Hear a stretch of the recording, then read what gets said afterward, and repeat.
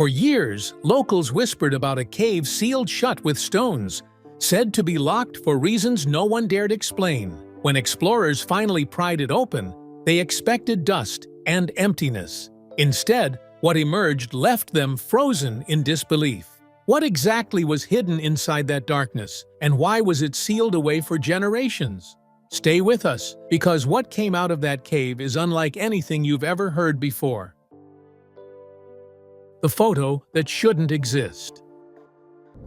The discovery did not begin with a grand expedition or a groundbreaking dig. It began with the quiet collapse of an old log cabin, its structure giving way after decades of abandonment. Among the splintered beams and rotting floorboards, a metal trunk was unearthed, its surface rusted, its lock long eroded. Inside lay artifacts common to the late 19th century: hand-carved utensils, faded documents, and at the very bottom, a photograph carefully wrapped in cloth. Experts at first believed it to be just another family portrait, dated 1878 in neat ink on the back. Yet what they saw once the image was restored and magnified left them unsettled. The portrait captured what seemed to be an ordinary pioneer family, lined neatly in front of their modest cabin. The father stood stiff, a weathered figure in rough wool. The mother, stern-faced, cradled the youngest child. The older children stood arranged in order, their expressions betraying none of the playfulness one expects of youth. Their clothes were plain, their posture deliberate, but the unease was not in their faces. It was in the cabin itself, more precisely, the area just above the wooden door frame. When the photograph was digitally enhanced, a series of markings appeared carved into the timber. They were angular, sharp, and purposeful, unlike any decorative carving typically found in frontier homes. The patterns carried no resemblance to Christian crosses or folk motifs of the era. At first, archivists speculated it might have been an early form of family crest or initials carved crudely. But as linguists and symbologists reviewed the image, their interpretation shifted. The marks bore no resemblance to English letters, Scandinavian runes, or native pictographs common to the region.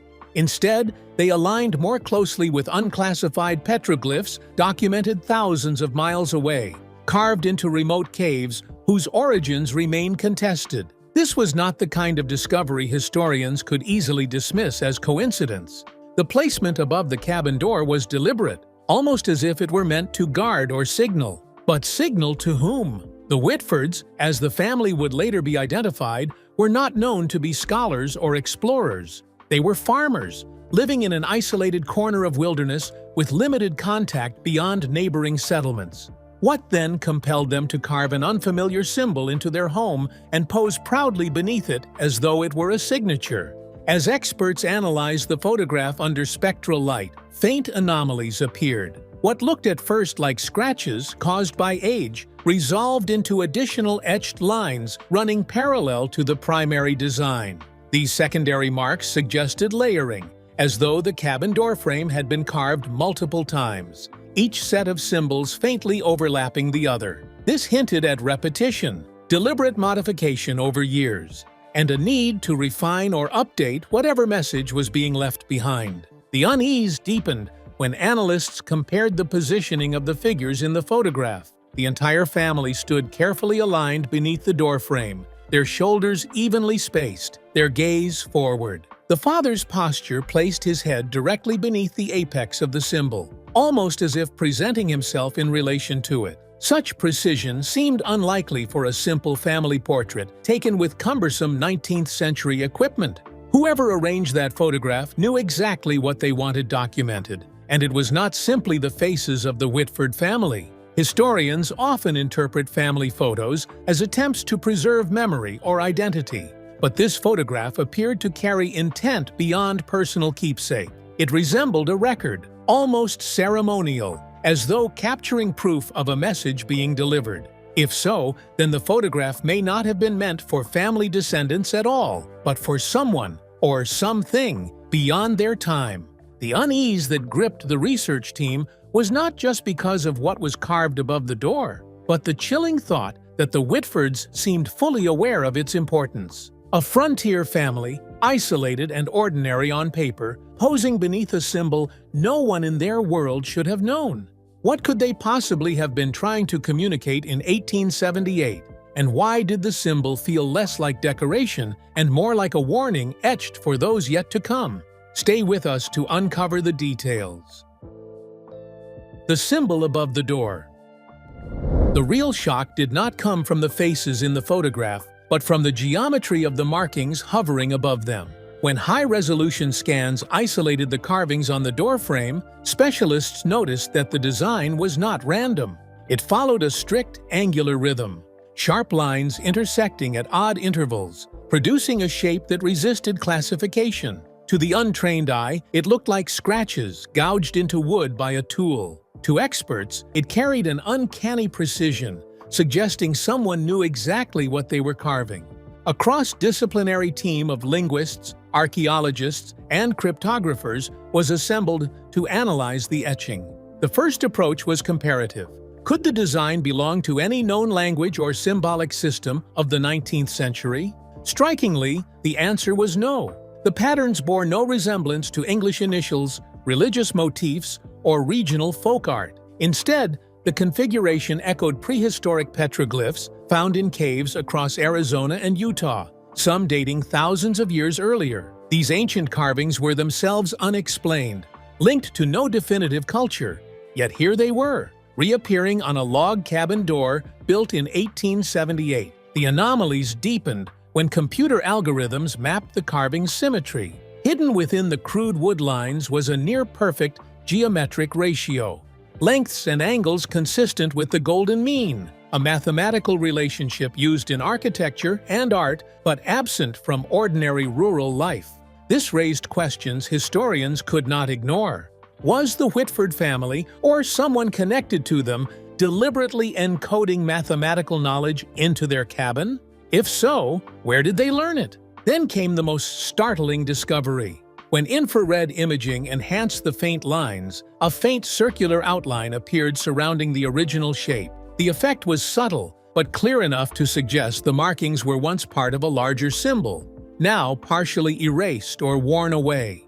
That outer ring matched sketches found in a rare collection of 16th-century manuscripts cataloging protective sigils from forgotten European traditions. The resemblance was not exact, but close enough to stir speculation that the carvings were not decorative at all, but functional, a kind of safeguard. The historical context complicates matters further. In the late 19th century, rural communities often held fast to superstition, inscribing hex marks or charms to ward off misfortune. Yet those folk designs were simple stars or circles, easy to trace with a knife. The symbol above the Whitford cabin was not simple. It required forethought, planning, execution with sharp precision. Whoever placed it there was not improvising. They were replicating a design with significance that extended far beyond frontier folklore. Some experts began to argue the possibility of transmission. Could settlers have encountered indigenous groups who passed down fragments of ancient knowledge? That theory collapsed quickly when indigenous historians confirmed no tribes in the area used markings resembling the Whitford design. Others suggested migration, immigrants carrying forgotten esoteric traditions across the Atlantic. But that raised its own mystery. Why would such knowledge surface in a remote log cabin and not in established towns where culture and tradition were better preserved? A third possibility emerged from cryptographers who examined the shape as if it were a code. By plotting its points and converting them into numerical sequences, they discovered recurring intervals of the number 17.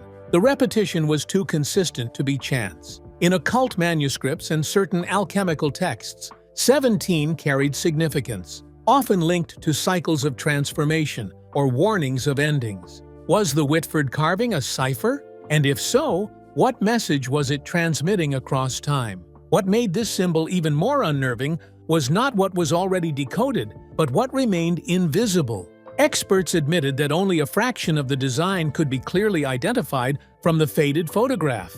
The rest may have been lost with the cabin's collapse, buried in splintered timber. Without the complete structure, the true meaning of the symbol may never be fully reconstructed. If the Whitfords were encoding a warning, then only fragments survive, a broken signal that hints at something larger and more dangerous than anyone first suspected. The deeper question is chilling.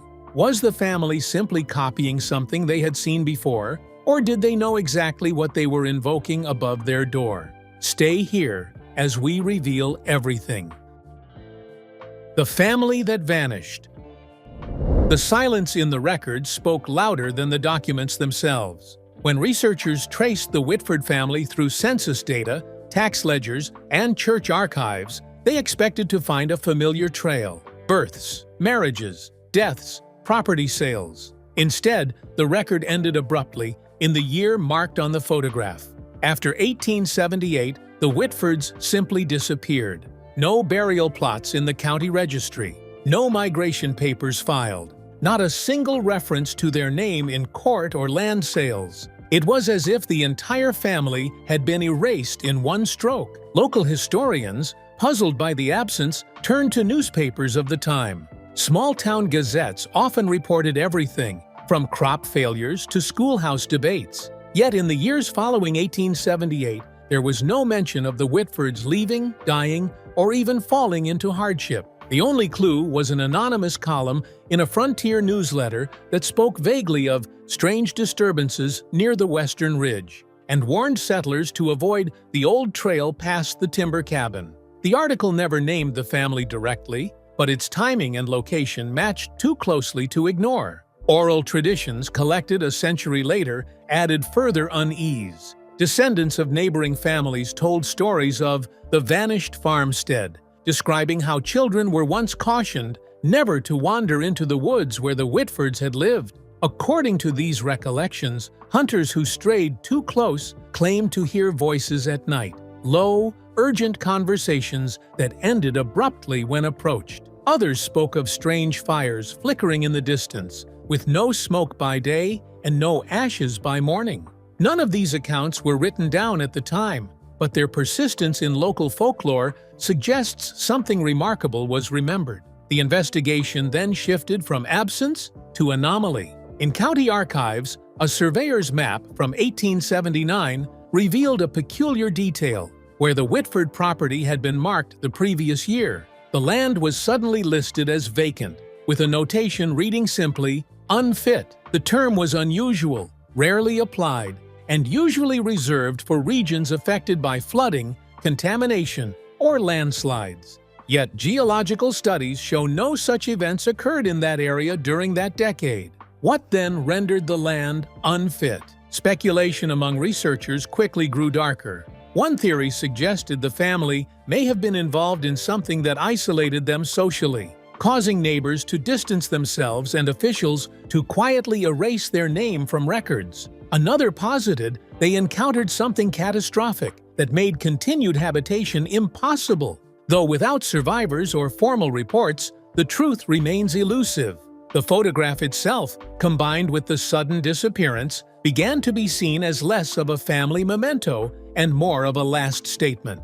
Perhaps it was taken intentionally, preserved in a box, and left behind as the only evidence of their existence. Some believe it was never meant to be discovered by contemporaries at all, but deliberately hidden for a future generation to find, perhaps ours. Adding weight to this idea, modern analysts discovered that the ink on the back of the photograph was not consistent with ordinary 19th century writing practices. The characters of the date, 1878, fluoresced differently under ultraviolet light, suggesting they were added later, possibly by someone else entirely. If true, the timeline itself might be unreliable, raising the question of whether the Whitfords disappeared in 1878 or whether the year was part of the warning. For now, the mystery remains sealed in a gap of silence where historical records should have spoken. An entire family left no trace of departure, no official cause of absence, and no explanation of what took them from the world. All that is left is a photograph with a symbol no one can decode. What force was powerful enough to erase a family so completely from history? And why has their absence remained unacknowledged for nearly a century and a half? Come with us to find out more. Patterns found worldwide. The trail widened when the symbol above the Whitford cabin was compared against archives outside the United States. At first, the resemblance seemed coincidental, but once experts fed the design into a global pattern recognition database, the results cascaded in. Identical carvings were turning up across continents, carved into wood, etched into stone, even pressed faintly into clay. Suddenly, the Whitford story no longer looked like an isolated frontier mystery. It looked like part of something vast. One of the earliest matches came from a farmhouse in rural Ontario, Canada, recorded in 1891. A photograph preserved in a regional museum showed a homestead with the same angular pattern cut into its door lintel. The family associated with the house, the Turnbulls, was documented as having vanished during a harsh winter. Official records cited starvation, yet no remains were ever located. The similarity to the Whitford's fate unsettled researchers. Two families, in two different countries, both tied to the same strange carving and both erased under suspicious circumstances. From Canada, the database pointed farther afield. In the Carpathian Mountains of Eastern Europe, explorers in the 1930s photographed a crumbling village where doorframes bore nearly identical markings. Locals told them the village had been abandoned generations earlier, the inhabitants taken in the night. Though the phrasing was folkloric, the physical evidence of the markings suggested something more deliberate and disturbingly consistent. The most startling correlation emerged in South America. Deep in the Andean highlands of Peru, archaeologists uncovered stone dwellings that predated colonial contact. On several doorways, the same intersecting lines were carved, weathered but unmistakable. The carvings were dated centuries older than the Whitford photograph, yet the design had not changed in its geometry. The implication was chilling. This symbol had been transmitted across cultures and across time, independent of geography. Anthropologists scrambled to explain how a single design could appear in places separated by oceans and centuries. Was it diffusion? Knowledge carried by travelers across vast distances? Or was it something else? An archetype that emerged simultaneously in unrelated cultures, as though responding to a shared phenomenon. Cryptographers noted another disturbing detail. When overlaying the global samples, subtle deviations in the angles created sequences, almost as if each culture preserved a different version of the same code. The pattern might not be a single symbol at all, but fragments of a larger message scattered across the world. Skeptics argued coincidence, pointing out that humans often carve simple shapes independently. But the statistical probability weakened that claim. In blind tests, algorithms matched the Whitford design to these global samples with over 97% similarity. That level of consistency across continents, centuries, and materials was astronomically unlikely to be accidental. Further complicating the matter, some of these sites carried legends eerily aligned with the Whitford disappearance. In Europe, villagers whispered of households that vanished without trace, leaving meals unfinished on tables. In South America, oral traditions spoke of families who walked out into the night and never returned. These narratives had always been dismissed as folklore, until the carvings were compared. For researchers, the chilling conclusion was unavoidable. Wherever the symbol appeared, human lives ended abruptly, records broke off, and explanations dissolved into silence. The Whitfords were not an anomaly. They were one instance in a chain stretching back centuries and spanning the globe. If so many families across the world carved the same design before disappearing, then the pressing question is, was it meant to protect them or to call something to them? Let us tell you. The log cabin re-examined.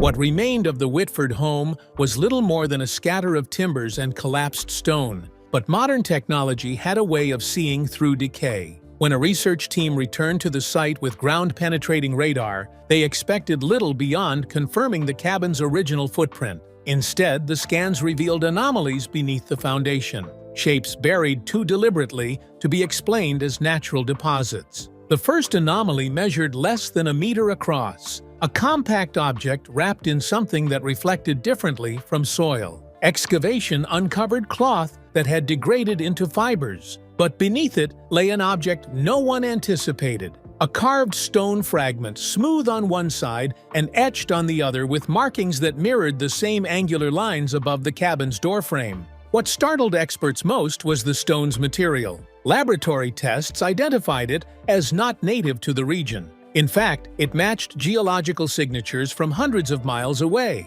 deep in formations inaccessible to the tools available in the 1870s. Nearby, two more buried caches came to light. One contained charred remains of wood that appeared to have been burned in a controlled fire, carefully arranged in a pit rather than the chaotic scatter of a collapsed building. The other contained small bone fragments, not human, but from animals arranged in a deliberate circular pattern. The precision suggested ritual, not disposal. If the Whitfords had buried these items beneath their home, the act was purposeful, as though sealing something away. Forensic soil analysis added another layer of unease. Traces of mineral deposits within the burial pits showed composition inconsistent with anything in the surrounding terrain. A faint residue of manganese and vanadium, rare in the region, suggested contamination from objects not normally present in frontier households. This hinted at the possibility that whatever the Whitfords unearthed before their disappearance had been older, foreign, and not of their making. Historians then revisited the cabin's architecture. Pioneers typically built their homes quickly and with minimal embellishment, but measurements of the Whitford cabin's foundation revealed a precision unusual for the time. The spacing of beams aligned almost perfectly with solstice sunrise angles, something more consistent with ancient alignments than pragmatic construction. If intentional, it suggested the cabin itself had been erected with symbolic placement, as though it were more than just a dwelling. The discovery of the buried objects forced a radical reinterpretation of the Whitfords' life. Were they ordinary settlers who stumbled upon something buried beneath their land, something they tried to neutralize with symbols and ritual? Or were they participants in a knowledge older than their era, using architecture and carvings as a shield against forces they feared would breach their home? Adding to the mystery, one of the stone fragments bore microscopic tool marks inconsistent with 19th-century metal blades. The striations resembled those produced by harder alloys unavailable in rural America at the time. This raised unsettling questions about whether the object had been carved centuries earlier and reused, or whether someone in the Whitfords' orbit possessed knowledge and instruments far ahead of their time. The excavation did not end with artifacts. Beneath the center of the cabin, radar detected a void, a narrow tunnel sealed by collapsed debris. Its full extent remains unexplored due to safety risks, but early imaging suggests it descends deeper than the shallow basements typical of the period. Was it a storage cellar, or was the cabin deliberately built over an existing underground passage? The deeper investigators dug, the more it appeared that the Whitford home was not a simple farmstead, but a focal point, a place built upon something concealed, guarded by carvings above and sealed artifacts below. What lies inside that unexplored void beneath the ruins, and could it finally explain why the Whitfords vanished without a trace? Stay with us to know what really happened. The final warning, hidden in plain sight.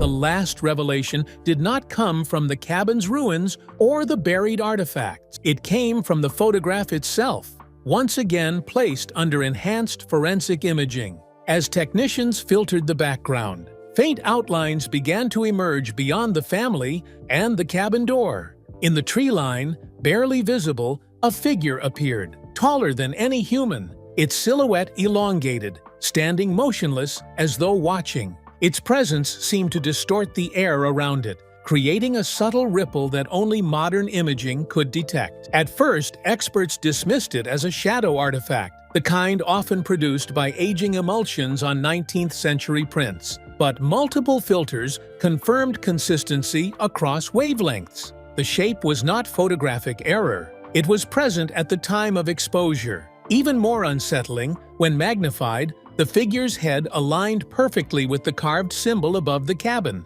as though the two were connected in deliberate symmetry. Every line, every angle appeared intentional, hinting at an intelligence beyond ordinary comprehension. Historians began to reconsider the photograph's purpose. Was this truly a family portrait, or was it evidence, a record of something witnessed and captured, hidden in plain sight until technology caught up? If the Whitfords had intended the image as a warning, then every detail, the pose, the placement, the date, was not casual but calculated. Adding weight to the theory, digital enhancement revealed faint discoloration around the children's faces, suggesting movement or disruption during exposure. This hinted at unease during the moment the shutter opened, as though they were aware of what stood behind them, a silent observer shaping the scene. The mystery no longer centers only on their disappearance, but also on their intent. Did the Whitfords prepare this photograph as a deliberate statement, knowing it might outlast them? Rather than a simple keepsake, the image may represent their final testimony, showing both the family and the silent presence looming in the trees. If that is true, then this photograph is not just a relic of a vanished household, but the only surviving evidence of what may have forced them into history's shadows. It raises the possibility that the Whitfords tried to leave behind proof for the future, trusting that someone would one day uncover the truth hidden within the image, a message meant for eyes yet to come. What do you think was really inside that cave?